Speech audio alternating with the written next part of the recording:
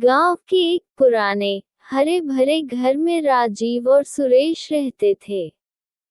राजीव बड़ा बेटा था और शहर में नौकरी करता था, जबकि सुरेश घर पर रहकर खेती बाड़ी और परिवार की देखभाल करता था। दोस्तों, अगर आपको हमारी कहानी पसंद आ रही हो तो हमारे चैनल को सब्सक्राइब जरूर करना और वीडियो को लाइक करना तो बिल्कुल मत भूलना और कमेंट में जरूर बताना कि आपको कैसी कहानी पसंद है। और दोस्तों, हाँ, ध्यान से एक और बात सुनिए कि यह जो भाग चल रहे हैं, इन भागों में अगला भाग सुनने के लिए हमारे चैनल सब्सक्राइब जरूर करना ताकि आपको अगला भाग सुनने में कोई परेशानी ना हो। धन्यवाद आपका। दोस्तों, सुरेश की शादी गांव की ही अनुष्का से हुई थी। अनुष्का बहुत ही समझदार, संस्कारी और सादगी भरी लड़की थी, जो हर काम में लगन और ईमानदारी दिखाती थी। शादी के कुछ महीनों बाद सुरेश को बाहर नौकरी के सिलसिले में जाना पड़ा और अनुष्का घर में अकेली रह गई। शुरुआत में उसने अपने दिन रात घर के काम और खेत में व्यस्त रहकर समय बिताया, लेकिन धीरे धीरे उसे यह महसूस होने लगा कि घर में कुछ कमी है, कोई जो उसके मन की भावनाओं को समझ सके और उसका अकेलापन बांट सके। इसी बीच राजीव छुट्टियों में गांव आया। पहली बार उसने अनुष्का को देखा जब वह सुबह सुबह आंगन में झाड़ू लगा रही थी।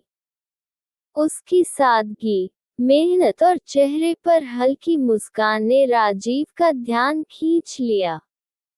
उसने मुस्कुराकर कहा, भाभी, आप तो घर को जीवंत बना देती हैं।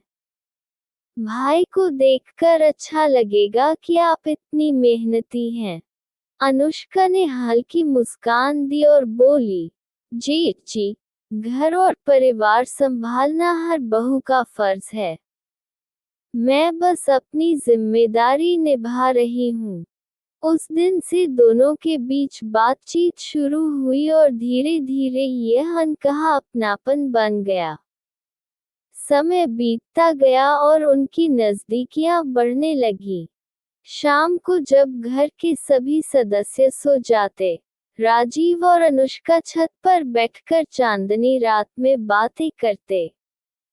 कभी अनुष्का अपने अकेलेपन और छोटी परेशानियों का जिक्र करती, तो कभी राजीव उसे शहर की हल्की फुल्की कहानियां सुनाकर हंसाता। अनुष्का को यह एहसास होने लगा कि जब राजीव पास होता है तो उसका मन हल्का और खुश हो जाता है।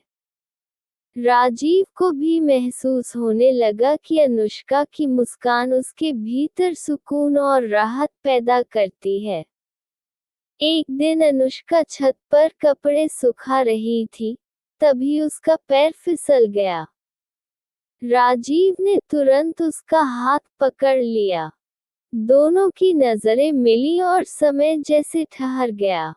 उस पल दोनों ने महसूस किया कि यह रिश्ता केवल जेठ बहू तक सीमित नहीं रहा, बल्कि उनके दिलों में गहरी भावनाएं जन्म ले चुकी हैं। दोनों ने तुरंत खुद को संभाला, लेकिन उनके भीतर कुछ बदल चुका था। धीरे धीरे ये लगाव और गहरा हुआ। अनुष्का ने एक रात धीरे से कहा, जेठ जी, क्या हमें अपनी भावनाओं को हमेशा दिल में ही छुपाकर रखना चाहिए?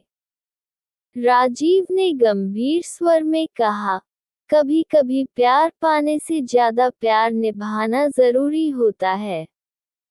हमारी मर्यादा ही हमें सच्चा प्यार सिखाती है। अनुष्का की आंखों में आंसू थे, लेकिन होठों पर हल्की मुस्कान थी। उसने कहा, आप सही कहते हैं, प्यार केवल महसूस करना ही सब कुछ नहीं, इसे निभाना भी जरूरी है। कुछ समय बाद राजीव को फिर शहर लौटना पड़ा।